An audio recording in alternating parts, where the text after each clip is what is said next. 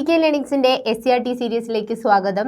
World ജോഗ്രഫിയിൽ ഭൂരൂപ രൂപീകരണ പ്രക്രിയകളുടെ 5ാം ഭാഗമാണ് നമ്മൾ ഇന്ന് നോക്കുന്നത്. അവസാന ഭാഗമാണ്. ഈ ഒരു ക്ലാസ്സോടുകൂടി നമ്മുടെ ലാൻഡ് ഫോംസ്, അതായത് ഭൂരൂപം എന്ന് പറയുന്ന ടോപ്പിക്ക് കംപ്ലീറ്റ് ആവുകയാണ്. ഇതിനു മുന്നേ നമ്മൾ ഭൂരൂപീകരണ കാരകങ്ങൾ, അതായത് ഏജന്റ്, ജിയോമോർഫിക് ഏജന്റുകൾ, ഇതിനെ പറ്റിയൊക്കെ നോക്കിയിട്ടുണ്ടായി. ഇപ്പോൾ ഈ ഒരു ക്ലാസ്സോടുകൂടി ഈ ഒരു ക്ലാസ്സിൽ നമ്മൾ തീർക്കുകയാണ്. ഇനിയുള്ള ഏജന്റുകൾ ഏതൊക്കെയാണ്? 2 ഏജന്റാണുള്ളത്. ആ 2 ഏജന്റുകളുടെയും ഡിപ്പോസിഷണൽ അതുപോലെ തന്നെ ഇറോഷണൽ ലാൻഡ് ഫോംസ് നോക്കുന്നതോടുകൂടി നമ്മുടെ ഈ ഒരു ഏരിയ കംപ്ലീറ്റ് ആകുകയാണ്. 5ാമത്തെ ഭാഗമാണ് ഇന്ന് നോക്കുന്നത്. തിരമാലകളും സമുദ്രജല പ്രവാഹങ്ങളും, അതാണ് ആദ്യത്തെ ജിയോമോർഫിക് ഏജന്റ് എന്ന് പറയുന്നത്. ഇന്ന് നോക്കുന്നതിൽ ആദ്യത്തെ ജിയോമോർഫിക് ഏജന്റ് എന്ന് പറയുന്നത് തിരമാലകളും സമുദ്രജല പ്രവാഹങ്ങളുമാണ്. ഓഷൻ കറണ്ട് ആണ് നോക്കുന്നത്, വേവ്സ് ആൻഡ് ഓഷൻ കറണ്ട്സ്. തീരപ്രദേശങ്ങളിലെ മാറ്റങ്ങൾ വളരെ വേഗത്തിൽ സംഭവിക്കുന്നതാണ്. തീരപ്രദേശങ്ങൾ എന്ന് പറയുമ്പോൾ നമുക്ക് ബീച്ചിലൊക്കെ പോകുമ്പോൾ അറിയാം അല്ലെ, രാവിലെ ഉള്ളതായിരിക്കില്ല ചിലപ്പോൾ വൈകിട്ട് ഉണ്ടാവുന്നത്. അപ്പോൾ മാറ്റങ്ങൾ വളരെ പെട്ടെന്ന് നടക്കുന്നതാണ്. ഒരേ സ്ഥലത്ത് തന്നെ വിവിധ ഋതുക്കളിൽ അപരദനവും നിക്ഷേപവും നടക്കാം. അപ്പം നമുക്ക് ബാക്കിയുള്ള ഏജന്റുകൾ നമ്മൾ നോക്കിയിട്ടുണ്ടായി അല്ലെ. ഇപ്പൊ റണ്ണിങ് വാട്ടർ ആണെങ്കിലും ഗ്ലേസിയേഴ്സ് ആണെങ്കിലും, ഗ്ലേസിയർ എന്നൊക്കെ പറയുമ്പോൾ ഇതുപോലെ പെട്ടെന്നുള്ള സംഭവിക്കുന്നതല്ലേ, വളരെ സാവധാനം മൂവ് ചെയ്യുന്നതാണ് ഗ്ലേസിയർ എന്ന് പറയുന്നത്, ഹിമാനി എന്ന് പറയുന്നത്. പക്ഷേ ഈ തീരദേശത്തെന്ന് പറയുമ്പോൾ ഒരു ഋതു, ഇപ്പോൾ ഒരു സീസൺ എടുക്കുമ്പോൾ ആ സീസണിൽ ഇറോഷനും അതുമാതിരി തന്നെ ഡിപ്പോസിഷനും ഒരേപോലെ നടക്കാം. അതായത് അപരദനവും നിക്ഷേപവും ഒരു സ്ഥലത്ത് വിവിധ ഋതുക്കളിൽ തന്നെ എന്ത് ചെയ്യുന്നു, ഒരേ സ്ഥലത്ത് തന്നെയാണ് രൂപീകരിക്കുന്നത്. ബാക്കിയുള്ള ജിയോമോർഫിക് ഏജന്റുകളുടെ നിന്നൊന്നും നമുക്ക് ഇങ്ങനെ കാണാൻ പറ്റത്തില്ല. തീരദേശ മാറ്റങ്ങളുടെ പ്രധാന കാരണം തിരമാലകളുടെ പ്രവർത്തനമാണ്. തിരമാല എന്ന് പറയുമ്പോൾ ഇങ്ങനെ അടിച്ചുകൊണ്ടേയിരിക്കുക അല്ലെ, ഫ്രീക്വന്റ് ആയിട്ട് ഇങ്ങനെ വന്നുകൊണ്ടിരിക്കുക. അപ്പൊ അതുകൊണ്ട് തന്നെ ഈ മാറ്റങ്ങൾ അത്രയും വേഗത്തിൽ നടക്കുന്നുണ്ട്. ഇപ്പൊ ഗ്ലേസിയറിനെയൊക്കെ പോലെ വളരെ സാവധാനത്തിൽ നടക്കുന്നതല്ല തിരമാലകളുടെ പ്രവർത്തനം എന്ന് പറയുന്നത്. സാധാരണ തിരകളേക്കാൾ കൊടുങ്കാറ്റുകളും സുനാമികളും ചുരുങ്ങിയ സമയം കൊണ്ട് വലിയ മാറ്റം. ഇപ്പൊ സാധാരണ തിരകളാണെങ്കിൽ പോലും മാറ്റം സംഭവിക്കുന്നുണ്ട്. പക്ഷേ ഈ ഒരു സാധാരണ തിരകളേക്കാൾ വലിയ രീതിയിൽ നമുക്ക് എന്ത് പറ്റുന്നുണ്ട്, കൊടുങ്കാറ്റുകളും സുനാമികൾക്കും പറ്റുന്നു. കൊടുങ്കാറ്റും സുനാമികളും ചുരുങ്ങിയ സമയം കൊണ്ട് വലിയ മാറ്റങ്ങളാണ് ഉണ്ടാക്കുന്നത്. സാധാരണ തിരമാലകൾ പോലും മാറ്റം ഉണ്ടാക്കുന്നുണ്ട്, പക്ഷേ അതിനേക്കാൾ ഇരട്ടി മാറ്റങ്ങൾ ആരുണ്ടാക്കുന്നുണ്ട്? നമ്മുടെ കൊടുങ്കാറ്റുകളും സുനാമി തിരകളും ഉണ്ടാക്കുന്നുണ്ട്. തീരദേശ രൂപീകരണത്തെ സ്വാധീനിക്കുന്ന ഘടകങ്ങളുണ്ട്, ഫാക്ടേഴ്സ് ഉണ്ട്. അത് ഏതൊക്കെയാണെന്ന് നോക്കാം. തിരമാലകളുടെ ആഘാതവും തീവ്രതയും. തിരമാലകൾക്ക് എത്രത്തോളം ഇൻറ്റൻസിറ്റി ഉണ്ട്, എത്രത്തോളം തീവ്രതയുണ്ട് എന്നുള്ളതാണ്. കരയുടെയും കടൽത്തറയുടെയും ആകൃതിയുണ്ട്. പിന്നെ തീരം രൂപപ്പെട്ടത് കടലേറ്റം വഴിയാണോ കടലിറക്കം വഴിയാണോ എന്നുള്ളത്. അപ്പോൾ തീരദേശ രൂപീകരണത്തിനെ സ്വാധീനിക്കുന്ന ഫാക്ടേഴ്സ് ഇത്രയാണ് ഉള്ളത്. ഇനി 2 തരം തീരങ്ങളാണ് ഉള്ളത്, 2 തരം തീരപ്രദേശങ്ങളാണ്. ഒന്നെന്ന് പറയുന്നത് ഹൈ റോക്കി കോസ്റ്റും, 2 പറയുന്നത് ലോ സെഡിമെന്ററി കോസ്റ്റുമാണ്. ഹൈ റോക്കി കോസ്റ്റ്, ഉയർന്ന പാറക്കെട്ടുള്ള തിരകൾ, ഇതിനെ തന്നെ നമ്മൾ സബ്മർജ്ഡ് കോസ്റ്റ് എന്ന് പറയാറുണ്ട്. 2ാമത്തെ താഴ്ന്ന അവസാദ തീരങ്ങളാണെങ്കിൽ അതിനെ എമർജായി വന്നിട്ടുള്ള കോസ്റ്റ് എന്നും പറയാറുണ്ട്. അപ്പോൾ സബ്മർജ്ഡ് കോസ്റ്റും എമർജ്ഡ് കോസ്റ്റും, ഹൈ റോക്കി കോസ്റ്റും അതുപോലെ ലോ സെഡിമെന്ററി കോസ്റ്റും, ഇങ്ങനെ 2 തീരങ്ങളാണ് നമുക്ക് ഉള്ളത്. ഇനി ഈ ഉയർന്ന പാറക്കെട്ടുകൾ, അതായത് ഹൈ റോക്കി കോസ്റ്റുകളുടെ പ്രത്യേകത എന്താണെന്നാണ് നമ്മൾ നോക്കേണ്ടത്. അതിന് എന്തൊക്കെ പ്രത്യേകതയുള്ളത്? ക്രമരഹിതമായിട്ടുള്ളൊരു തീരരേഖ ഉണ്ടാകും. സമുദ്രജലത്തിൽ മുങ്ങിക്കിടക്കുന്ന കുന്നിൻ ചെരുവുകൾ ഉണ്ടാകും. സബ്മർജ്ഡ് ആണെന്ന് പറഞ്ഞിട്ടുണ്ടായിരുന്നു. നദികൾ കടലിൽ ചേരുന്നിടത്തെ ആഴമേറിയ താഴ്വരകൾ എന്നിവ കാണപ്പെടുന്നുണ്ട്. അപ്പോൾ ഇതാണ് ഇതിൻ്റെ പ്രത്യേകത എന്ന് പറയുന്നത്. ഇനി ഫിയോർഡുകൾ എന്ന് പറഞ്ഞു കഴിഞ്ഞാൽ നമ്മൾ ഫിയോർഡ്സ് അല്ലെങ്കിൽ ഫിജോർഡ്സ് കഴിഞ്ഞ ക്ലാസ്സിൽ നമ്മൾ പറഞ്ഞിട്ടുണ്ടായിരുന്നു.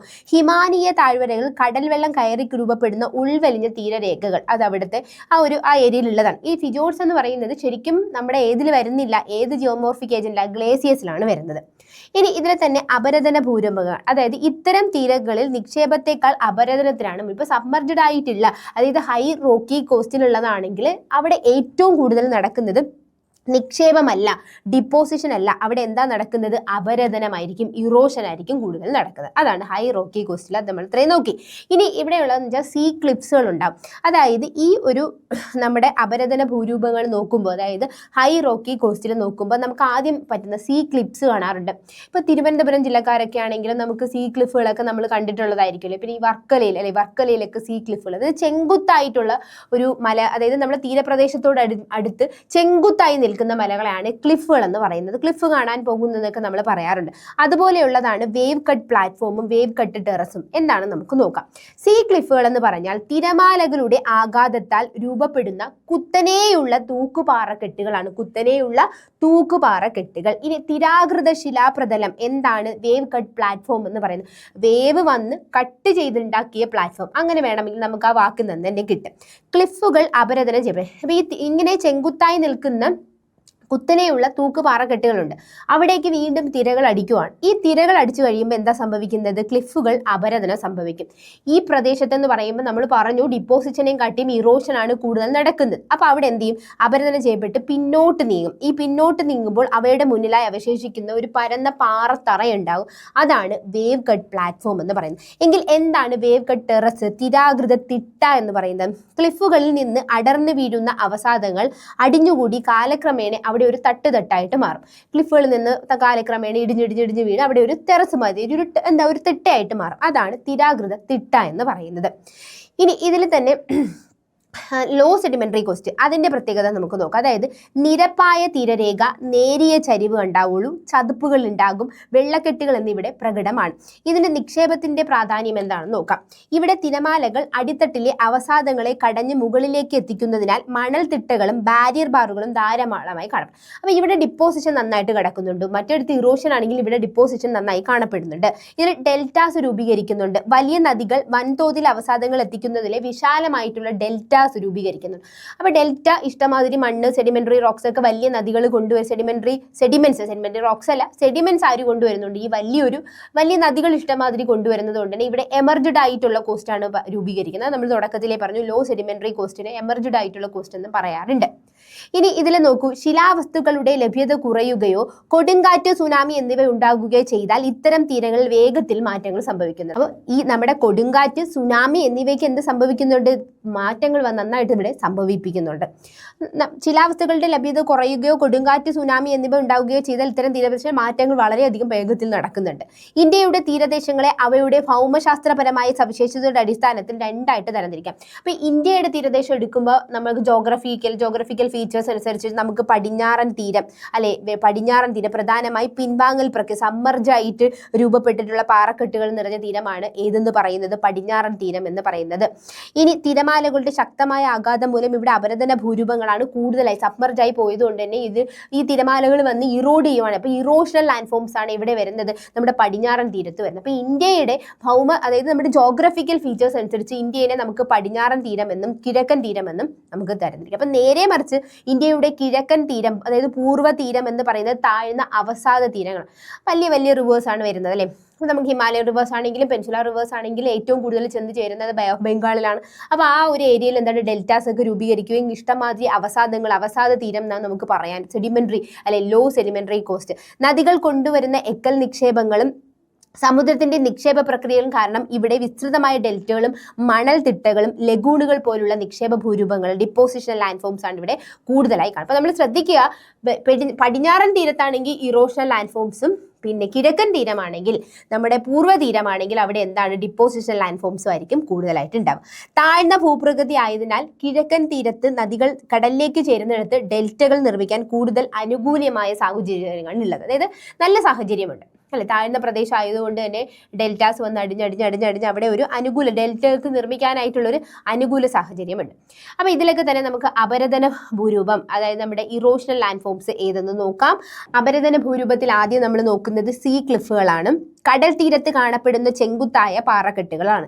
ഇവയ്ക്ക് ഏതാനും മീറ്റർ മുതൽ 30 മീറ്ററോ അതിലധികമോ ഉയരം ഉണ്ടായേക്കാം. നമുക്ക് എത്രയായിരിക്കാം? ചിലപ്പോൾ ഏതാനും മീറ്ററേ ഉണ്ടാവുള്ളൂ, ചിലപ്പോൾ 30 മീറ്ററോ ചിലപ്പോൾ അതിലധികമോ എന്തുണ്ടാകാം? ഉയരം ഉണ്ടായേക്കാം. നോക്കിക്കേ, പിക്ചർ നോക്കിക്കേ, ഇങ്ങനെ ചെങ്കുത്തായ പാറക്കെട്ടുകൾ, അതാണ് നമുക്ക് ക്ലിഫുകൾ, സീ ക്ലിഫ്സ് എന്ന് പറയുന്നത്.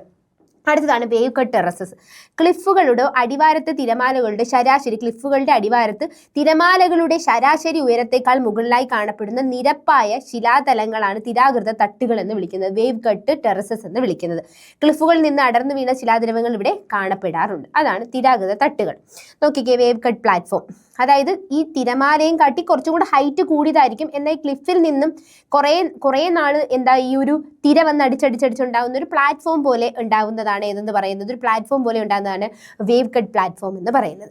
നോക്കിക്കേ, വെള്ളം അടിച്ചടിച്ചടിച്ചടിച്ച് വന്നിട്ട് ഈ സീ ക്ലിഫിൽ നിന്ന് ഒരു എന്താ ഉണ്ടാവുക, വേവ് കട്ട് ടെറസ് ഉണ്ടാവും. വേവ് കട്ട്, അതായത് ഇവിടെ ഒരു വേവ് കട്ട് പ്ലാറ്റ്ഫോം ഉണ്ടാവും. പിന്നെ അതുപോലെ സീ ക്ലിഫിൽ നിന്നും സെഡിമെന്റ്സ് ഒക്കെ വന്ന് വീണ് അടർന്ന് വീഴുന്ന ഇതൊക്കെ ഉണ്ടാകുമ്പോൾ അവിടെ എന്തായിട്ട് മാറും, പ്ലാറ്റ്ഫോമും ഉണ്ടാകാറുണ്ട്. ഇനി മൂന്നാമതായിട്ട് നമ്മൾ നോക്കുന്നത് കടൽ ഗുഹകളാണ്.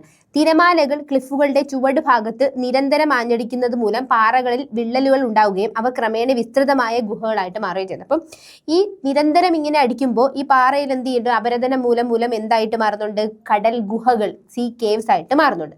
നാലാമത്തേതാണ് സീ സ്റ്റാക്സ് എന്ന് പറയുന്നത്. ഈ ഗുഹകളുടെ മേൽത്തട്ട് എന്ത് ചെയ്യും, തകർന്നങ്ങ് വീഴും. ഒരുപാട് ഇങ്ങനെ സീ വേവ്സ് ഇങ്ങനെ അടിച്ചുകൊണ്ടിരിക്കുമ്പോൾ എന്ത് സംഭവിക്കും, ഈ കടൽ ഗുഹകളുടെ മേൽത്തട്ട് ഇടിഞ്ഞങ്ങ് വീഴും. ഈ പോർഷൻ ആണെങ്കിൽ മേൽത്തട്ട് ഇടിഞ്ഞങ്ങ് പോകും. ഇത് ഇടിഞ്ഞങ്ങ് പോയതിനു ശേഷം എന്നാൽ ചില പാറക്കഷ്ണങ്ങൾ തകരാതെ തന്നെ എന്ത് ചെയ്യും, കടലിൽ ഇങ്ങനെ ഒരു തൂൺകട്ട പോലെ അല്ലെ തൂണ് പോലെ ഇങ്ങനെ നിൽക്കുന്നുണ്ട്. ഇങ്ങനെ അവശേഷിക്കുന്നതിനെയാണ് നമ്മൾ സീ സ്റ്റോക്സ്, കടൽ സ്തംഭങ്ങൾ എന്ന് പറയുന്നത്. ഇവയാണ് കടൽ സ്തംഭങ്ങൾ എന്ന് വിളിക്കുന്നത്. ഓക്കെ, ഇനി അടുത്തതെന്ന് പറയുന്നത് ഇതിൽ തന്നെ നിക്ഷേപണ ഭൂരൂപങ്ങൾ എന്താണെന്നാണ് നോക്കേണ്ടത്. അതായത് ബീച്ചസ് അറിയാലോ, നമ്മൾ ബീച്ചിൽ പോയി ഇരിക്കുന്നതെന്നൊക്കെ പറയുന്നുണ്ട്. അപ്പം നിക്ഷേപണ പ്രക്രിയയിലൂടെ മുൻതൂക്കമുള്ള തീരങ്ങളാണ് ഇവ കാണപ്പെടുന്നത്. നിക്ഷേപണ പ്രക്രിയയ്ക്ക് മുൻതൂക്കമുള്ളത്, അതായത് ഇറോഷൻ അല്ല, ഡിപ്പോസിഷൻ ലാൻഡ് ഫോംസ്, അതായത് ഡിപ്പോസിഷൻ കൂടുതലുള്ള, ഏറ്റവും കൂടുതൽ ഡിപ്പോസിഷൻ നടക്കുന്ന സ്ഥലത്താണ് എന്ത് വരുന്നത്, ബീച്ചസ് വരുന്നത്. നദികൾ കൊണ്ടുവരുന്നതോ അപരദനം വഴി ഉണ്ടായതോ ആയ അവസാനങ്ങളാണ് ഇതിന് കാരണം. ചരൽ കടൽപ്പുറങ്ങൾ, അതായത് സിംഗിൾ ബീച്ചസ്, അതായത് മണലിന്റെ പകരം ചെറിയ ഉരുളൻ പാറക്കഷ്ണങ്ങളാണ് ഈ ഒരു കടൽപ്പുറം. നോക്കിക്കേ, മണലായിരിക്കത്തില്ല, അവിടെ എന്താണ് ചരൽ കടൽപ്പുറങ്ങൾ, അതായത് ചരൽ പോലുള്ള കാര്യങ്ങളാണ്, മണലല്ല കാണപ്പെടുന്നത്. അതാണ് സിംഗിൾ ബീച്ചസ് എന്ന് പറയുന്നത്. ഇനി നോക്കിക്കേ, കടൽ തീര മണൽമേടുകൾ, സാൻഡ് ഡ്യൂൺസ് എന്താണെന്ന് നോക്കാം. കടൽപ്പുറത്തെ മണൽക്കാറ്റിലൂടെ പറന്നുപോയി തീരത്തിന് തൊട്ടുപിന്നിലായി കുന്നുകളായി രൂപപ്പെടുന്നതാണ് ഇവ താഴ്ന്ന അവസാദ തീരങ്ങളുടെ പ്രത്യേകതയാണ്. ലോ സെഡിമെന്ററി കോസ്റ്റിന്റെ പ്രത്യേകതയാണ് സാൻഡ് ഡ്യൂൺസ് എന്ന് പറയുന്നത്. ഓക്കെ, ഇനി മണൽത്തിട്ടകൾ, ബാരിയർ ബാറുകൾ എന്താണെന്ന് നോക്കാം. ഓഫ് ഷോർ ബാറുകളുമുണ്ട്, അതായത് ബാരിയർ ബാർസ് ഉണ്ട്. ഓഫ് ഷോർ ബാറുകൾ എന്ന് പറഞ്ഞാൽ തീരത്തിന് സമാന്തരമായി, എന്താണ്, തീരത്തിന് പാരലായിട്ട്, തീരത്തിന് സമാന്തരമായി ജലത്തിനടിയിൽ വേലിയിറക്ക നിരപ്പിന് താഴെ രൂപപ്പെടുന്ന മണൽ നിരകളെയാണ് എന്തെന്ന് പറയുന്നത്, ബാറുകൾ, ഓഫ് ഷോർ ബാറുകൾ എന്ന് പറഞ്ഞാൽ. ഇനി എന്താണ് ഈ ബാരിയർ ബാർ എന്ന് പറയുന്നത്, കൂടുതൽ മണൽ അടിഞ്ഞ് ജലനിരപ്പിന് മുകളിൽ, അത് കുറെ കഴിയുമ്പോൾ നമുക്ക് ഇതിന് ഇപ്പൊ ബാറ്, അതായത് ഓഫ് ഷോർ ബാറുകളിൽ തന്നെ കുറേ ഇതാകുമ്പോൾ ഒരു ബാരിയർ പോലെ, അതായത് മുകളിലും കൂടി കാണാൻ പറ്റുന്ന രീതിയിൽ ഇത് മാറും. അപ്പോഴാണ് നമ്മൾ ഇതിനെ എന്തെന്ന് വിളിക്കുന്നത്, ബാരിയർ ബാർസ് എന്ന് വിളിക്കുന്നത്. ഇനി എന്താണ് സ്പിറ്റ് എന്ന് പറയുന്നത്, അതായത് മണൽ മതിലുകളുടെ ഒരറ്റം കരയുമായോ ഉൾക്കടലിന്റെ വശവുമായോ ചേർന്ന് കടലിലേക്ക് നീണ്ടു നിൽക്കുന്ന രൂപം. അതൊരു ഒരു സൈഡ് എന്ന് പറയുന്നത് ഉൾക്കടലിന്റെ വശവുമായിട്ടെങ്കിലും ചേർന്ന് നിൽക്കുന്നുണ്ടാവും. അതാണ് സ്പിറ്റ് എന്ന് പറയുന്നത്. എന്താ സ്പിറ്റ് എന്ന് പറയുന്നത്? അടുത്തതാണ് ലെഗൂൺസ് എന്ന് പറയുന്നത്. അത് നമ്മൾ ഇഷ്ടമാതിരി കേട്ടിട്ടുള്ളതല്ലേ. മണൽ മതിലുകളോ സ്പിറ്റുകളോ ഒരു ഉൾക്കടലിന്റെ പ്രവേശന ഭാഗം പൂർണ്ണമായി അടയ്ക്കുമ്പോൾ രൂപപ്പെടുന്ന കായലുകൾ അല്ലെ, ലെഗൂൺസ്. കാലക്രമേ ഇവ അവസാദങ്ങൾ നിറഞ്ഞ് തീരസമതലങ്ങളായിട്ട് പിന്നെ മാറുവാണ്. അപ്പോൾ ഇത് ഫുള്ളേ അങ്ങ് അടഞ്ഞ് പിന്നെ അവിടെ മാത്രം രൂപപ്പെടുന്ന കായലുകൾ, അതാണ് ലെഗൂൺസ് എന്ന് പറയുന്നത്. നോക്കിക്കേ, ഈ ഒരു പിക്ചർ നോക്കിക്കേ, ഇതാണ് ലെഗൂൺസ് എന്ന് പറയുന്നത്. ഇത് ലെഗൂൺസ്, ഇത് ബാരിയർ ആണ്, ബേ ബാരിയർ കണ്ടോ. ഇത് സ്പിറ്റ്, ഏതെങ്കിലും ഒരറ്റം ഇവിടെ ആയിട്ട് ടച്ച് ചെയ്തിട്ടുള്ള സ്പിറ്റ്. ഇത്രയാണ്. ഇത് നോക്കിക്കേ, ഇത് wave cut platform, wave belt terrace, പ്ലാറ്റ്ഫോമും ടെറസും. ഇതെല്ലാം കൂടി ഒരു പിക്ചറിലാണ് കൊടുത്തിരിക്കുന്നത്. ഇനി നമുക്ക് അടുത്ത നമ്മുടെ ജിയോമോർഫിക് ഏജന്റ്, അതായത് കാറ്റുകളിലേക്കാണ് പോകുന്നത്. അപ്പം നമ്മുടെ വേവ്സും അതുപോലെ ഓഷ്യൻ കറൻസും അതുമായി ബന്ധപ്പെട്ട ഡിപ്പോസിഷണൽ ഇറോഷണൽ ലാൻഡ് ഫോംസ് നോക്കി അടുത്ത് നമ്മൾ നോക്കുന്നത് കാറ്റ് എന്ന് പറയും. കാറ്റുകൾ എന്ന് പറയുന്ന ജിയോമോർഫിക് ഏജന്റ്, അതിൻ്റെ ഇറോഷണൽ ഡിപ്പോസിഷനാണ് നോക്കേണ്ടത്. അപ്പോൾ കാറ്റുകൾ എന്ന് പറയുമ്പോൾ നമുക്കറിയാം ഏറ്റവും കൂടുതൽ അത് വീശുന്നത് എവിടെയായിരിക്കും, കൂടുതലും ഡെസേർട്ട് റീജിയനിലായിരിക്കും, മണൽ നിറഞ്ഞ സ്ഥലങ്ങളിലാണ് ഏറ്റവും നല്ല കാറ്റ് ബാക്കിയുള്ളിടത്ത് വീശുന്നില്ലെന്നല്ല, ഒരുപാട് അതിൻ്റെ ഒരു ഇൻറ്റൻസിറ്റിയൊക്കെ കൂടുന്നത് ആ പ്രദേശങ്ങളാണ്. ഉഷ്ണ മരുഭൂമികളിൽ ഭൂരൂപീകരണത്തിന് പ്രധാനമായും സഹായിക്കുന്ന ഘടകങ്ങളിൽ ഒന്നാണ് കാറ്റ് എന്ന് പറയുന്നത്. അപ്പം മരുഭൂമികളിൽ ഏറ്റവും കൂടുതൽ ഭൂരൂപം ഉണ്ടാകുന്നത്, ലാൻഡ് ഫോംസ് ഉണ്ടാകുന്നതിന് സഹായിക്കുന്ന ഏജന്റ്, അത് കാരകം ഏതെന്ന് ചോദിച്ചു കഴിഞ്ഞാൽ അത് കാറ്റ് തന്നെയാണ്. മരുഭൂമികൾ വരണ്ടതും സസ്യാവരണമില്ലാത്തതുമായതിനാൽ ഭൂതലം വേഗത്തിൽ ചൂടുപിടിക്കുകയും വായുവിൽ ശക്തമായ ചലനങ്ങൾ ഉണ്ടാവുകയും ചെയ്യുന്നു. ഇതുവഴി ചുഴലിക്കാറ്റുകളും വാതചുഴികളും രൂപപ്പെടുന്നു. കാറ്റിന്റെ പ്രവർത്തനം പ്രധാനമായി 3 രീതിയിലാണുള്ളത്. ഒന്നെന്ന് പറയുന്നത് ഡിഫ്ലേഷൻ. ഇത് നന്നായി നോക്കി വെക്കുക. എന്താണ് ഡിഫ്ലേഷൻ? അപവഹനം. ഈ ഓരോ വാക്കിൻ്റെയും മലയാളം കൂടിയൊക്കെ ഒന്ന് ഓർത്ത് വെച്ചിരിക്കുക. ഇപ്പോൾ 10th ലെവലിനൊക്കെ എക്സാം എഴുതുന്നവരെ സംബന്ധിച്ച് ഈ മലയാളം ഇമ്പോർട്ടൻ്റ് ആണ്. ഡിഗ്രി ലെവലിനെ സംബന്ധിച്ച് ഇംഗ്ലീഷ് നോക്കി വെച്ചിരിക്കുക. അപ്പം അപരദനം എന്ന് പറഞ്ഞു കഴിഞ്ഞാൽ ഇറോഷനാണ്, അപവഹനം എന്ന് പറഞ്ഞു കഴിഞ്ഞാൽ ഡിഫ്ലേഷനാണ്. അപ്പം ഈ ഒരു ഇതിങ്ങനെ നോക്കി തന്നെ വെച്ചിരിക്കുക. ഡിഫ്ലേഷൻ എന്ന് പറഞ്ഞു കഴിഞ്ഞാൽ അപവഹനം. എന്താണ് അപവഹനം എന്ന് പറഞ്ഞാൽ? അതായത് നമ്മൾ ഈ കാറ്റിൻ്റെ പ്രവർത്തനത്തിന് പ്രധാനമായിട്ടും 3 രീതികളാണുള്ളത്. അതിൽ ആദ്യത്തെ രീതിയാണ് ഏത്? അപവഹനം, ഡിഫ്ലേഷൻ. അതിൽ ശിലോപരിതലത്തിലെ പൊടിയും നേർത്ത വസ്തുക്കളും കാറ്റെടുത്ത് ഉയർത്തുകയും നീക്കം ചെയ്യുകയും ചെയ്യുന്ന പ്രക്രിയയാണ്. അതായത് ശിലോപരിതലത്തിലെ പൊടിയും ബാക്കി നേർത്തമായിട്ടുള്ള വസ്തുക്കളൊക്കെ കാറ്റ് എടുത്ത് ഉയർത്തി നീക്കി കൊണ്ടുപോകുന്നതാണ് ഡിഫ്ലേഷൻ എന്ന് പറയുന്നത്. എങ്കിൽ എന്താണ് അബ്രേഷൻ എന്ന് പറയുന്നത്? അബ്രേഷൻ എന്താണ്? അപഘർഷണം. അപ്പം എല്ലാം ഒന്ന് നോക്കി വെച്ചിരിക്കുക. അപരദനം, അപഘർഷണം എല്ലാം കേൾക്കുമ്പോൾ നമുക്ക് ഒരുമാതിരി തോന്നും, ഒരേപോലെ തോന്നും, പക്ഷെ ഇതെല്ലാം ഡിഫറെൻ്റ് ആണ്. നോക്കിക്കോളൂ. അപഘർഷണം. എന്താണ് അപഘർഷണം എന്ന് പറയുന്നത്? കാറ്റിലൂടെ നീങ്ങുന്ന മണൽത്തരികൾ ആയുധങ്ങളെ പോലെ പ്രവർത്തിച്ച് ശിലകളെ തേയ്മാനം, അതിങ്ങനെ ഒരച്ചൊരച്ചൊരച്ചൊരച്ച് മറ്റേ സാൻഡ് പേപ്പറൊക്കെ പോലെ ഒരുമാതിരി തേയ്മാനം, അല്ലെ, ആ ഒരു തേയ്മാനത്തിലേക്ക് കൊണ്ടെത്തിക്കുകയാണ് ചെയ്യുന്നത്. അങ്ങനെയുള്ളതിനെയാണ് അബ്രേഷൻ എന്ന് പറയുന്നത്. അപ്പോൾ കാറ്റിലൂടെ നീങ്ങുന്ന മണൽത്തരികൾ ആയുധങ്ങൾ പോലെ പ്രവർത്തിച്ച് ശിലകളെ എന്ത് ചെയ്യും? തേച്ച് മിനുക്കി കൊണ്ടുവരും. അതിനെയാണ് എന്തെന്ന് പറയുന്നത്? അബ്രേഷൻ എന്ന് പറയുന്നത്. ഇനി എന്താണ് ഇമ്പാക്റ്റ് എന്ന് പറയുന്നത്? കാറ്റിലെ മണൽത്തരികൾ ശിലകളിൽ ഏൽപ്പിക്കുന്ന സമ്മർദ്ദം, അതായത് സാൻഡ് ബ്ലാസ്റ്റിംഗ്. അതാണ് അതായത് ഈ മണൽത്തരികൾ എന്ത് ചെയ്യുന്നുണ്ട്? ശിലകളിൽ ഒരു ഇമ്പാക്റ്റ് കൊടുക്കുന്നുണ്ട്. ആ വാക്കി തന്നെയുണ്ട്. അതാണ് ഇമ്പാക്റ്റ് എന്ന് പറയുന്നത്. കാറ്റിന്റെ പ്രവർത്തന ഫലമായി മരുഭൂമികളിൽ വിവിധ അപരദനവും നിക്ഷേപ ഭൂരൂപങ്ങളും രൂപപ്പെടുന്നുണ്ട്. മരുഭൂമിയിലെ ഭൂരൂപീകരണം കാറ്റ് മാത്രമല്ല നിർണ്ണയിക്കുന്നത്. അപൂർവമായെങ്കിലും ശക്തമായ പേമാരി, നീരൊഴുക്ക്, പ്രളയം എന്നിവയും ശിലാദ്രവ്യ നീക്കത്തിലെ പ്രധാന പങ്ക് വഹിക്കും. അപ്പോൾ പ്രധാനമായും ഏറ്റവും ഇമ്പോർട്ടൻ്റ് ആയിട്ടുള്ള ഒരു ഫാക്ടർ അല്ലെങ്കിൽ ഏതൊരു ഏജന്റ് എന്ന് ചോദിച്ചു കഴിഞ്ഞാൽ നമുക്ക് വിൻഡ് തന്നെ പറയാൻ പറ്റും. പക്ഷേ ഇത് മാത്രമല്ല നിർണ്ണയിക്കുന്നത്.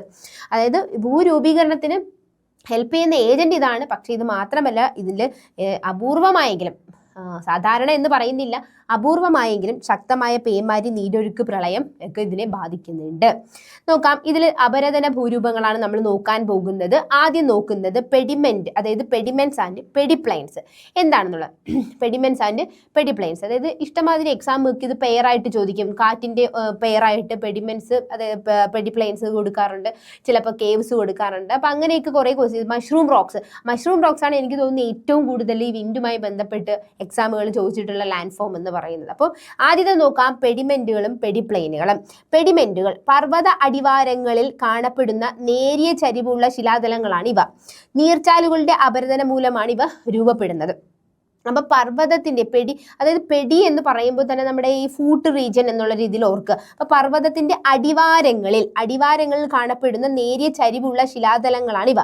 നീർച്ചാലുകളുടെ അപരദനം മൂലമാണ് എന്തുണ്ടാകുന്നത്? പെഡിമെന്റ്സ് ഉണ്ടാകുന്നത്. അപ്പോൾ ഇതെന്ന് പറയുന്നത് അപരദനം, അതായത് ഇറോഷനിൽ വരുന്നതാണ്. ഓക്കെ. ഇനി parallel retreat of slope through back wasting. എന്താണ് ഈ parallel retreat of slope through back വാസ്റ്റിംഗ് എന്ന് പറയുന്നത്? അപരദനം സാധാരണയായി ചെങ്കുത്തായ ചരിവുകളിൽ ആരംഭിക്കുന്നു. പെഡിമെന്റുകൾ വികസിക്കുമ്പോൾ ചെങ്കുത്തായ ചരിവുകൾ സമാന്തരമായി പിൻവാങ്ങുന്നു. അതായത് ചെങ്കുത്തായ ചരിവ് മാറുകയാണ് ചെയ്യുന്നത്. ഈ പെഡിമെന്റുകൾ വികസിച്ച് വരുന്നത് ഇത് ശക്തമായി പിൻവാങ്ങി പോവുകയാണ് ചെയ്യുന്നത്. ഇനി എന്താണ് ഇൻസെൽബർഗ് എന്ന് പറയുന്നത്? ഇൻസെൽബർഗ് എന്ന് പറയുന്നത് പർവ്വതങ്ങൾ തേഞ്ഞു തീരുമ്പോൾ അവശേഷിക്കുന്ന ഒറ്റപ്പെട്ട കുന്നുകളെയാണ് എന്തെന്ന് പറയുന്നത്? ഇൻസെൽബർഗ് എന്നുള്ളത്. അതായത് പർവ്വതങ്ങൾ തേഞ്ഞു തീരുമ്പോൾ പിന്നെ ഒറ്റപ്പെട്ട കുന്നുകൾ അവിടെ എവിടെ നോക്കിക്കേ പിക്ചറിൽ ഒറ്റപ്പെട്ട് നിൽക്കുന്ന കുറച്ച് കുന്നുകൾ ഉണ്ടാവും. ഈ കുന്നുകളെയാണ് ഇൻസെൽബർഗ് എന്ന് പറയുന്നത്. ഇനി എന്താണ് പെഡിപ്ലൈനുകൾ എന്ന് പറയുന്നത്? ഉയർന്ന പ്രദേശങ്ങൾ പൂർണ്ണമായും തേഞ്ഞു തീർന്ന് രൂപപ്പെടുന്ന നിരപ്പായ സമതലങ്ങളാണ്. ഇതൊരു പ്ലെയിൻസ് ആണ്. ഉയർന്ന പ്രദേശങ്ങളെല്ലാം എന്ത് ചെയ്യുന്നുണ്ട്? പൂർണ്ണമായി തേഞ്ഞു തീരുന്നുണ്ട്. ആ പ്രദേശങ്ങളാണ് എന്തെന്ന് പറയുന്നത്? പെഡിപ്ലെയിൻസ് എന്ന് പറയുന്നത്. ഇനി എന്താണ് പ്ലയാസ് എന്ന് പറയുന്നത്? മരുഭൂമിയിലെ തടങ്ങളിൽ ജലം കെട്ടി നിൽക്കുന്ന ആഴം കുറഞ്ഞ താൽക്കാലിക തടാകങ്ങളാണ്. മരുഭൂമിയിൽ താൽക്കാലികമായി ചില തടാകങ്ങൾ വെള്ളം കെട്ടി നിന്ന് ഉണ്ടാകാറുണ്ട്. അപ്പൊ ഈ തടാകങ്ങളെയാണ് എന്തെന്ന് പറയുന്നത്? പ്ലയാസ് എന്ന് പറയുന്നത്. ബാഷ്പീകരണം മൂലം ജലം വറ്റിപ്പോകുമ്പോൾ ഇവിടെ ലവണങ്ങൾ അടിഞ്ഞുകൂടുന്നുണ്ട്. അപ്പം ഇതൊരു താൽക്കാലികമായിട്ടുള്ള ഒരു തടാകമാണ്. നന്നായിട്ട് വെയിലടിച്ചു കഴിയുമ്പോൾ, അല്ലെ മരുഭൂമിയാണ്, നന്നായിട്ട് ചൂടടിച്ചു കഴിയുമ്പോൾ ഇതെല്ലാം ഇവാപൊറേറ്റ് ചെയ്തതിന് ശേഷം അവിടെ സാൾട്ട് ആയിരിക്കും പിന്നെ ഡിപ്പോസിറ്റ് ആയി കിടക്കുന്നത്. ലവണങ്ങളാൽ മൂടപ്പെട്ട ഇത്തരം പ്രദേശങ്ങളെ ആൽക്കലി ഫ്ലാറ്റുകൾ എന്നാണ് വിളിക്കുന്നത്. അപ്പൊ ഇവിടെ എന്ന് പറയുന്നത് അറിയാലോ, ഇപ്പം നമ്മുടെ ഡെസേർട്ടിലാണെങ്കിലും ഈ ഒരു സാൾട്ടിന്റെ കണ്ടന്റ് കൂടുതലാണ്. അപ്പോൾ ഈ വെള്ളം എന്ന് പറയുന്നത് ഒരു താൽക്കാലികമായി കിടക്കുന്നതാണ്. ഇത് ഇവാപ്പറേറ്റ് ചെയ്ത് പോയതിനു ശേഷം അവിടെ ഫുള്ള് എന്താ കിടക്കുന്നത്, സാൾട്ട് ഡിപ്പോസിഷൻ വരെ. അങ്ങനെ ആ പ്രദേശങ്ങളെയാണ് എന്തെന്ന് പറയുന്നത്, ആൽക്കലി ഫ്ലാറ്റ്സ് എന്ന് വിളിക്കുന്നത്. അപ്പോൾ പ്ലയാസും ആൽക്കലി ഫ്ലാറ്റ്സും നോക്കി വെച്ചിരിക്കുക, മനസ്സിലായി എന്ന് വിചാരിക്കുന്നു. അടുത്തത് നമ്മൾ നോക്കിക്കുക, ഈ ഒരു പിക്ചറിൽ ഇതാണ് പ്ലയാസ് എന്ന് പറയുന്നത്, അല്ലെ, താൽക്കാലികമായിട്ടുണ്ടാകുന്ന ചില തടാകങ്ങളാണ്. ഈ ഏരിയ ആണ് പെഡിമെന്റ് എന്ന് പറയുന്നത്. ഓക്കെ, അപ്പോൾ ആ പിക്ചർ നേരെ നോക്കുക. ഇനി അടുത്തതാണ് അപവഹന ഗർത്തങ്ങളും ഗുഹകളും, അതായത് ഡിഫ്ലേഷൻ ഹോളോസ് ആൻഡ് കേവ്സ്. അതെന്താണെന്ന് നോക്കാം. അപവഹനം എന്ന് പറയുമ്പോൾ നമ്മൾ ആദ്യമേ പറഞ്ഞു ഡിഫ്ലേഷൻ ആണെന്ന് പറഞ്ഞു. അപവഹന ഗർത്തങ്ങൾ എന്താണ്? കാറ്റ് മണ്ണും മണലും എടുത്തു മാറ്റുമ്പോൾ ഉണ്ടാകുന്ന ആഴം കുറഞ്ഞ കുഴികൾ. ചെറിയ അല്ലെ, മണ്ണിനെ എടുത്തുകൊണ്ട് പോകുന്ന ആ പ്രക്രിയയാണ് ഡിഫ്ലേഷൻ, എടുത്തുകൊണ്ട് പോവുക. അപ്പം അങ്ങനെ എടുത്തുകൊണ്ട് പോകുമ്പോൾ അവിടെ എന്താ, ചെറിയൊരു ആഴം കുറഞ്ഞ ഒരു കുഴി ഉണ്ടാവും. അതാണ് ഡിഫ്ലേഷൻ ഹോളോസ് എന്ന് പറയുന്നത്. ഇനി എന്താണ് ബ്ലോ ഔട്ട്സ് എന്ന് പറയുന്നത്? കാറ്റിലെ മണൽത്തരികൾ ശിലകളിൽ ഉരസി ഉണ്ടാകുന്ന ചെറിയ പൊത്തുകൾ. ഇവ വലുതാകുമ്പോൾ ഗുഹകൾ, അതായത് ചെറിയ ആ ഒരു ഇതിനെ ബ്ലോ ഔട്ട്സ് ആവും. പിന്നെ ഇത് വലുതായി വരുന്നവർ അതെന്തായിട്ട് മാറും? കേവ്സ് ആയിട്ട് മാറും. അപ്പം കേവ്സ് നമുക്ക് ഇവിടെയും ഉണ്ട്, പിന്നെന്താണ് നമ്മുടെ ഭൂഗർഭ ജലത്തിലുണ്ട്. അതുപോലെ തന്നെ നമ്മൾ ഇതിന് മുന്നേ പഠിച്ചത് ഏതിലുണ്ട് കേവ്സ് എന്ന് പറയുന്നത്? നമുക്കറിയാലോ, അതായത് സീ വേവ്സും അതുപോലെ ഓഷൻ കറൻസിലും കേവ്സ് ഉണ്ട്. അപ്പോൾ കേവ്സ് ഒരുപാട് സ്ഥലത്ത് നിങ്ങൾ ശ്രദ്ധിച്ചിട്ടുണ്ടാകും. അടുത്ത് നോക്കി, ഈ ഒരു പിക്ചറിൽ നോക്കിക്കേ കേവ്സിൻ്റെ കാര്യം. കേവ്സിൻ്റെ കാര്യം നോക്കി, ആ ഒരു പിക്ചറായത്. അടുത്തതാണ് മഷ്റൂം റോക്സ്. ഇത് മഷ്റൂം റോക്സ് ഇഷ്ടമാതിരി ചോദിച്ചിട്ടുണ്ട്. മഷ്റൂം റോക്സ്, ടേബിൾ റോക്സ്, പെഡസ്റ്റൽസ് എന്താണെന്ന് നോക്കാം. ഇതിൽ ഇമ്പോർട്ടൻ്റ് എന്ന് പറയുന്നത് മഷ്റൂം റോക്സ് ആണ്. മഷ്റൂം റോക്സ് ഏത് ജിയോമോർഫിക് ഏജന്റുമായി ബന്ധപ്പെട്ടതാണ് എന്നുള്ളതും അതിൻ്റെ തന്നെ ഇറോഷണൽ ഡിപ്പോസിഷൻ ആണോ എന്നുള്ളതൊക്കെ ചോദിച്ചിട്ടുണ്ട്. അപ്പം നോക്കാം. കൂൺ ശിലകൾ, മഷ്റൂം റോക്സ്. കാറ്റിൻ്റെ അപരദനം മൂലം മുകൾ ഭാഗം തടിച്ചും താഴെ ഭാഗം മെലിഞ്ഞും കൂടിൻ്റെ ആകൃതിയിൽ കാണപ്പെടുന്നതാണ് ശിലകളാണ് ഏതെന്ന് പറയുന്നത്? മഷ്റൂം റോക്സ് എന്ന് പറയുന്നത്. എന്താണ് ടേബിൾ റോക്സ്? മുകൾ ഭാഗം പീഠം പോലെ പരന്നാകൃതിയിലുള്ള ശിലാശേഷിപ്പുകളാണ് ടേബിൾ റോക്സ് എന്ന് പറയുന്നത്. അതായത് പീഠം പോലെ, നമുക്കൊരു പീഠം എടുത്തു വെച്ചാൽ എങ്ങനെ ഇരിക്കും, ഒരു മേശ വെച്ചാൽ എങ്ങനെ ഇരിക്കും, അതുപോലെയുള്ളതായിരിക്കും ടേബിൾ റോക്സ് എന്ന് പറയുന്നത്. ഇനി എന്താണ് പെഡസ്റ്റൽസ് എന്ന് പറയുന്നത്? നമ്മൾ പെഡസ്റ്റൽ ഫാൻസ് എന്നൊക്കെ പറയത്തില്ലേ, അതായത് തൂണുകൾ പോലെ നിൽക്കുന്ന ശിലാഭാഗങ്ങൾ. തൂണ് പോലെ നമ്മൾ തറയിൽ ഇങ്ങനെ വെച്ചിട്ടുള്ള ഫാനുകളാണ് പെഡസ്റ്റൽ ഫാൻസ് എന്ന് പറയുന്നത്. അപ്പോൾ അതുമാതിരി തൂണുകൾ പോലെ നിൽക്കുന്നതാണ് ഇത് പെഡസ്റ്റലുകൾ എന്ന് പറയുന്നത്. ഈ നോക്കിക്കേ, ഇതാണ് നമ്മുടെ കൂൺ പോലെയുള്ള ശില, അല്ലേ, അതായത് താഴ്ഭാഗം ഒരു തണ്ട് പോലെ കൂണിൻ്റെ ആകൃതിയിൽ തന്നെ ആയിരിക്കും ആ ഒരു ശില രൂപീകരിക്കുന്നത്. ഇതാണ് കൂൺ ശിലകൾ, മഷ്റൂം റോക്സ് എന്ന് പറയുന്നത്. ഇതിൽ തന്നെ നമ്മളിപ്പോൾ ഇത്രയും നേരം നോക്കിയത് ഇറോഷണൽ ലാൻഡ് ഫോംസ് ആണ് നോക്കിയത്, കാറ്റിൻ്റെ. ഇനി കാറ്റിൻ്റെ അതുമാതിരിയുള്ള ഡിപ്പോസിഷൻ ലാൻഡ് ഫോംസ് ഉണ്ട്, അത് നോക്കാം. കാറ്റിൻ്റെ ഡിപ്പോസിഷൻ ലാൻഡ് ഫോംസ്, അതായത് കാറ്റ് മണൽത്തരികളെ അവയുടെ വലിപ്പത്തിനനുസരിച്ച് തരംതിരിച്ചാണ് നിക്ഷേപിക്കുന്നത്. വലിപ്പത്തിനനുസരിച്ചിട്ടാണ് ചെറിയ തരികളാണെങ്കിൽ വേറൊരു രീതിയിൽ, വലിയ തരികളാണെങ്കിൽ ഇതിൻ്റെ ആ ഒരു ആ ഒരു ആകൃതിയിൽ അല്ലെങ്കിൽ ആ ഒരു വലിപ്പം ഇതിനനുസരിച്ചിട്ടാണ് ഇവ എന്ത് ചെയ്തിരിക്കുന്നത്, നിക്ഷേപിക്കുന്നത്. കാറ്റിൻ്റെ വേഗത കുറയുമ്പോൾ ഭാരമേറിയ മണൽത്തരികൾ ആദ്യം താഴെയടിയും, അല്ലേ, ആദ്യമേ ഈ കാറ്റിന് വേഗതയില്ല, കൊണ്ടുപോകാനുള്ള എനർജി കുറയുമ്പോൾ എന്ത് സംഭവിക്കും?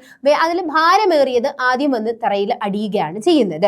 സ്ഥിരമായി കാറ്റ് വീശുന്നതും മണൽ ലഭ്യവുമായ ഇടങ്ങളിലാണ് ഇത്തരം ഭൂരൂപങ്ങൾ ഉണ്ടാകുന്നത്. സ്ഥിരമായി കാറ്റ് വീശും, അതുമാതിരി മണൽ ഉണ്ടാകുന്ന സ്ഥലങ്ങളിലായിരിക്കും എന്താണ് ഈ ഡിപ്പോസിഷൻ ലാൻഡ് ഫോംസ് നന്നായിട്ട് ഉണ്ടാകുന്നത്. അതിൽ നോക്കിക്കേ, സാൻഡ് ഡ്യൂൺസ്. എന്താണ് സാൻഡ് ഡ്യൂൺസ് എന്നുള്ളത് നോക്കാം, അതായത് മണൽ മേടുകൾ എന്താണെന്ന് നോക്കാം. മരുഭൂമിയിൽ മണൽ അടിഞ്ഞുകൂടി ഉണ്ടാകുന്ന കുന്നുകളെയാണ് മണൽ മേടുകൾ എന്ന് വിളിക്കുന്നത്. ഇവ പ്രധാനമായി 5 തരത്തിലാണ് ഉള്ളത്.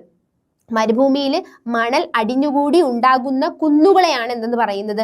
മണൽ മേടുകൾ എന്ന് പറയുന്നത്. ഇനി ഇതിൽ തന്നെ നമുക്ക് ആദ്യം നോക്കാനുള്ള ഡിപ്പോസിഷൻ ലാൻഡ് ഫോംസ് ആണ് ബർക്കൻസ് എന്ന് പറയുന്നത്. എന്താണ് ബർക്കൻസ് എന്ന് പറഞ്ഞു കഴിഞ്ഞാൽ, ഈ ബർക്കൻസ് എന്ന് പറയുന്നത് നമ്മുടെ ക്രസന്റ് ഷേപ്പ്, ചന്ദ്രക്കലയുടെ ഷേപ്പിലുള്ളവയായിരിക്കും. അതായത് കാറ്റിൻ്റെ സഞ്ചാര ദിശയ്ക്ക് തള്ളി നിൽക്കുന്ന 2 ചിറകുകൾ, അതിൻ്റെ ആ വിങ്സ് എന്ന് പറയുന്നത് കാറ്റിൻ്റെ സഞ്ചാര ദിശയുടെ ആ ഒരു ഡയറക്ഷനിലായിരിക്കും. അങ്ങനെ ഒരു നമ്മുടെ ക്രസന്റ് ഷേപ്പ്, ചന്ദ്രക്കലയുടെ ഷേപ്പിൽ വരുന്ന ആകൃതിയിലുള്ളതാണ്. അങ്ങനെ വരുന്ന ഡിപ്പോസിഷൻ ലാൻഡ് ഫോംസ് ആണ് ഏതെന്ന് പറയുന്നത്? ബർക്കൻസ് എന്ന് പറയുന്നത്. രണ്ടാമത്തേതാണ് പാരാബോളിക് ഡ്യൂൺസ്. എന്താണ് ഈ പാരാബോളിക് ഡ്യൂൺസ് എന്ന് പറയുന്നത്? ഭാഗികമായി സസ്യങ്ങളുള്ള മണൽപ്പരപ്പുകളിലാണ് എന്ത് രൂപപ്പെടുന്നത്?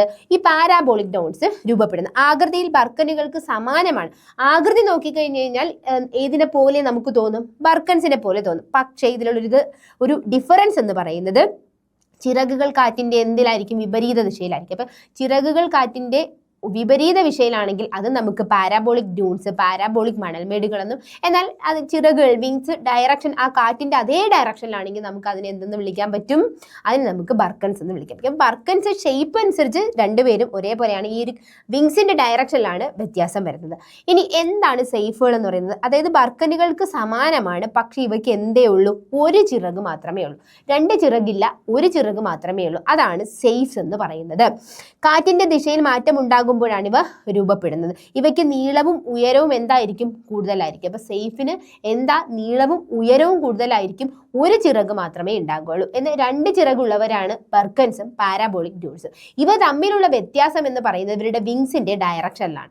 ഈ വിങ്സ് കാറ്റിന്റെ അതേ ഡയറക്ഷനിൽ പോകുന്നെങ്കിൽ ബർക്കൻസും, കാറ്റിന്റെ ഓപ്പോസിറ്റ് ഡയറക്ഷനിലാണ് അതിന്റെ വിങ്സ് വരുന്നെങ്കിൽ അത് പാരാബോളിക് ഡ്യൂൺസും. ഒരു ചിറകുണ്ടെങ്കിൽ അത് എന്തായിട്ട് മാറും? സേഫ് ആയിട്ട് മാറും. ഇതെല്ലാം കാറ്റിന്റെ ഡിപ്പോസിഷൻ ലാൻഡ് ഫോംസ് ആണ്. അടുത്തതാണ് ലോഞ്ചിറ്റ്യൂഡിനൽ ഡ്യൂൺസും ട്രാൻസ്വേഴ്സ് ഡ്യൂൺസും. അനുദൈർഘ്യ മണൽമേടുകളും വിലങ്ങൻ മണൽമേടുകളും എന്താണെന്ന് നോക്കാം. കാറ്റിന്റെ ദിശയ്ക്ക് സമാന്തരമായി നീളത്തിൽ രൂപപ്പെടുന്നവയാണ് ഇതെന്ന് പറയുന്നത് അനുദൈർഘ്യ മണൽമേടുകൾ. മണൽ കുറവുള്ള ഇടങ്ങളിൽ ഉയരം കുറഞ്ഞ വരികളായിട്ടാണ് ഇവ കാണപ്പെടുന്നത്.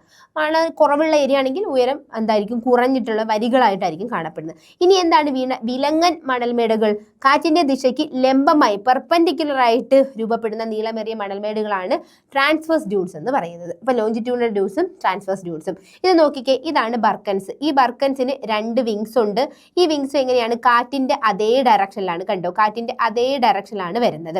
ഇനി പാരാബോളിക് ഡ്യൂൺസിന് ഷേപ്പൊക്കെ അതുമാതിരി തന്നെയാണ്, ക്രസന്റ് ഷേപ്പ് തന്നെയാണ്. പക്ഷേ വിങ്സ് നോക്കിക്കേ, കാറ്റ് ഇങ്ങോട്ടാണ് ഡയറക്ഷൻ എങ്കിൽ ഇതിന്റെ വിങ്സിന്റെ ഡയറക്ഷൻ ഇങ്ങോട്ടാണ്. അപ്പോൾ രണ്ടും ഓപ്പോസിറ്റ് ഡയറക്ഷൻ, പക്ഷേ കാണാൻ ഒരേപോലെയാണ്, ആ വിങ്സിന്റെ ഡയറക്ഷനിലാണ് വ്യത്യാസം.